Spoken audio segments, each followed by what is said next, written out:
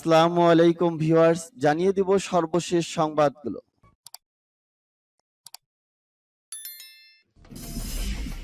সংবাদের শুরুতেই জানিয়ে দিব সংবাদ শিরোনাম। একটি রাষ্ট্রকে মানচিত্র থেকে মুছে ফেলতে চান পুতিন। নতুন যুক্ত হওয়া অঞ্চল রক্ষায় প্রয়োজনে পরমাণু অস্ত্র ব্যবহার করবে রাশিয়া। যুদ্ধের সবচেয়ে বড় বন্দি বিনিময় রাশিয়া ইউক্রেনের। ইরান যুদ্ধ সংঘাত সহ্য করবে না, নিষ্ক্রিয় থাকবে না বললেন জেনারেল বাকিরি।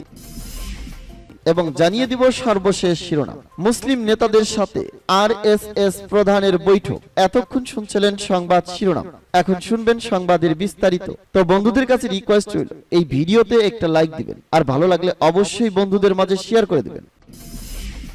একটি রাষ্ট্রকে মানচিত্র থেকে মুছে ফেলতে চান পুতিন। ইউক্রেনের বিরুদ্ধে যুদ্ধের জন্য রাশিয়ার প্রেসিডেন্ট পুতিনের তিরস্কার করেছেন মার্কিন প্রেসিডেন্ট জো বাইডেন। বুধবার জাতিসংঘের ৭৭তম সাধারণ অধিবেশনে যোগ দিয়ে বলেন, মস্কো তার প্রতিবেশী দেশে হামলা চালিয়ে জাতিসংঘের সনদের মূল নীতিগুলো লঙ্ঘন করেছে। বৃহস্পতিবার এক প্রতিবেদনে এক খবর জানিয়েছে সংবাদ মাধ্যম এনডিটিপি। অধিবেশনে মার্কিন প্রেসিডেন্ট বলেন, একটি স্বাধীন সার্বভৌম রাষ্ট্রকে মানচিত্র থেকে মুছে ফেলার চেষ্টা করেছেন রাশিয়ার প্রেসিডেন্ট পুতিন। ইউক্রেনের কিছু অংশ দখল করে গণভোটের আয়োজনের চেষ্টা চলছে, আর এটি জাতিসংঘের সনদের গুরুত্বপূর্ণ লঙ্ঘন। পুতিন দাবি করেন, রাশিয়াকে হুমকি দেওয়ার জন্যই এই অভিযানে নামেন তিনি, কিন্তু রাশিয়াকে কেউ হুমকি দেয়নি, আর রাশিয়া ছাড়া অন্য কেউ সংঘাতে জড়াতে চায়নি বলে অভিযোগ করেন বাইডেন।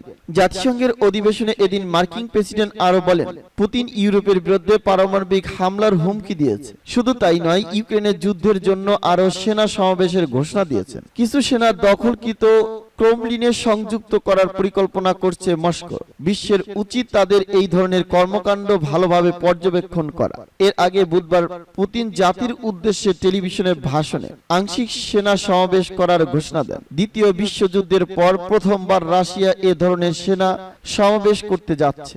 আংশিক সেনা সমাবেশে ৩ লাখ রিজার্ভ সেনাকে ডাকা হবে বলে জানান রুশ প্রেসিডেন্ট। সেনা সমাবেশের ঘোষণায় ক্ষুব্ধ প্রতিক্রিয়া ব্যক্ত করেছেন পশ্চিমা দেশগুলো।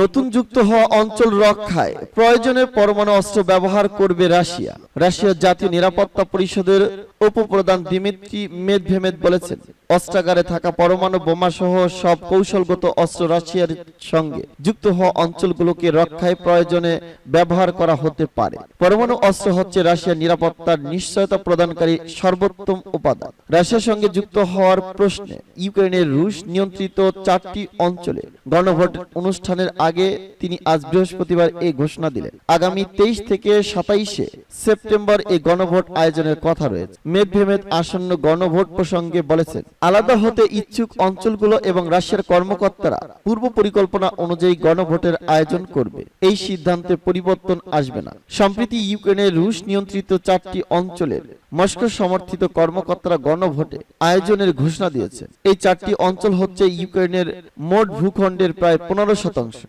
গত ফেব্রুয়ারি থেকে ইউক্রেনের বিশেষ অভিযান চালাচ্ছে রাশিয়া। যুদ্ধের সবচেয়ে বড় বন্দি বিনিময় রাশিয়া ইউক্রেনের। যুদ্ধের 7 মাসে সবচেয়ে বড় বন্দি বিনিময়ের ঘটনা ঘটল রাশিয়া ও ইউক্রেনের মধ্যে। দুই দেশে 300 বন্দি বিনিময়ের ঘটনা ঘটেছে। মুক্তিপ্রাপ্তদের মধ্যে যুক্তরাষ্ট্র, যুক্তরাজ্য ও মস্কোর নাগরিক রয়েছে। তারা ইউক্রেনে বন্দী হয়েছিলেন। তাদের বিরুদ্ধে যুদ্ধে ভাড়া খাটার অভিযোগ এবং মৃত্যুদণ্ড দেওয়া হয়েছিল। আল জাজিরার প্রতিবেদনে বলা হয়েছে, রাশিয়া 215 জন ইউক্রেনীয় বন্দীকে মুক্তি দিয়েছে, যার মধ্যে 5 জন কমান্ডার রয়েছে। বিনিময়ে 55 জন রুশ নাগরিক এবং মস্কোপন্থী ইউক্রেনীয় ভিক্টর মেদভেদেভকে ফেরত পাঠিয়েছে কিয়েভ। মেদভেদেভ একটি নিষিদ্ধ রুশপন্থী দলের নেতা এবং রাষ্ট্রদ্রোহের অভিযোগের মুখোমুখি। বন্দি বিনিময়ের ওই চুক্তিতে সহায়তা করেছে সৌদি আরব এবং তুরস্ক।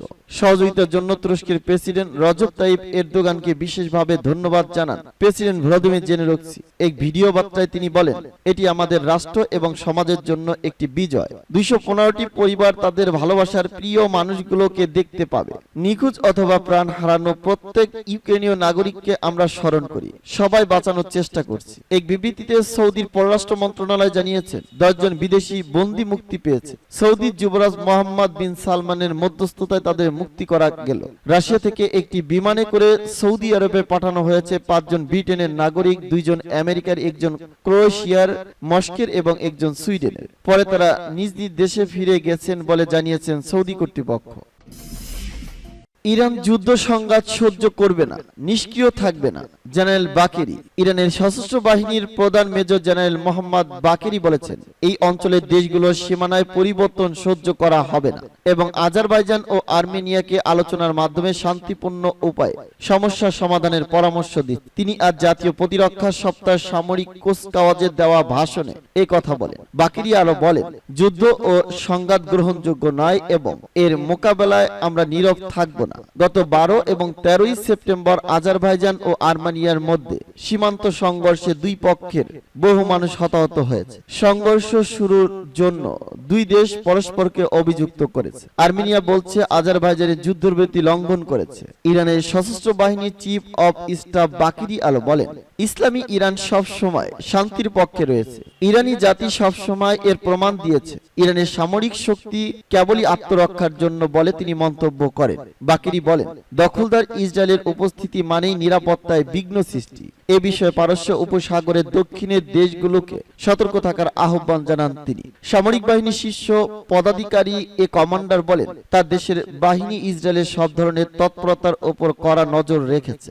ইসরায়েলের পক্ষ থেকে কোনো ধরনের হুমকি সৃষ্টি হলেই সর্বশক্তি দিয়ে এর জবাব দেওয়া হবে। মুসলিম নেতাদের সাথে আরএসএস প্রধানের বৈঠক।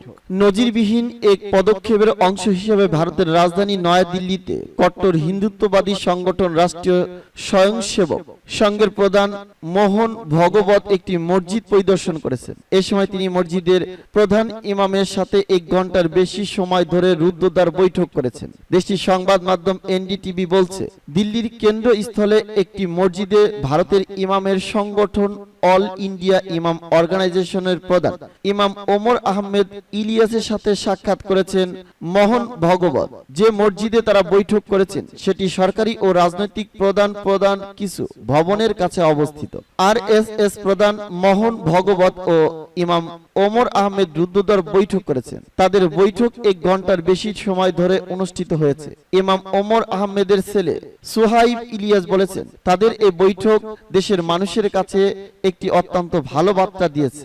আমরা একটি পরিবারের মতো আলোচনা করছি। তারা আমাদের আমন্ত্রণে এসেছেন, এটা বেশ চমৎকার। আরএসএস এর প্রধান মোহন ভগবত দৃষ্টিতে সাম্প্রদায়িক সম্প্রীতি জোরদার করার লক্ষ্যে সম্প্রীতি মুসলিম সম্প্রদায়ের বুদ্ধিজীবীদের সাথে দফায় দফায় বৈঠক করেছেন বলে জানিয়েছেন ভারতের কট্টর হিন্দুত্ববাদী এই সংগঠন। উত্তরপ্রদেশের জ্ঞানব্যাপী মসজিদের নিচে শিবলিঙ্গ রয়েছে বলে হিন্দুত্ববাদীরা দাবি করে আদালতে মামলা করেছে। পরে মোহন ভগবত বলেছিলেন, প্রত্যেকটি মসজিদের নিচে শিবলিঙ্গ রয়েছে কিনা তা খুঁজে দেখা উচিত। কিছুদিন আগে দেশটির কর্ণাটক প্রদেশে মুসলিম শিক্ষার্থীদের শিক্ষা প্রতিষ্ঠানে হিজাব পরা নিয়ে বিতর্ক এবং মহানবী হযরত মুহাম্মদ সাল্লাল্লাহু আলাইহি ওয়াসাল্লামকে নিয়ে বিজেপির নেত্রী নূপুর শর্মার বক্তব্যের পর আরএসএস এর প্রধান এ ধরনের বৈঠককে তাৎপর্যপূর্ণ বলে উল্লেখ করেছে সংগঠনটি। ভারতের বর্তমান ক্ষমতাসীন রাজনৈতিক দল ভারতীয় জনতা পার্টির আদর্শিক পরামর্শদাতা হিসেবে কাজ করে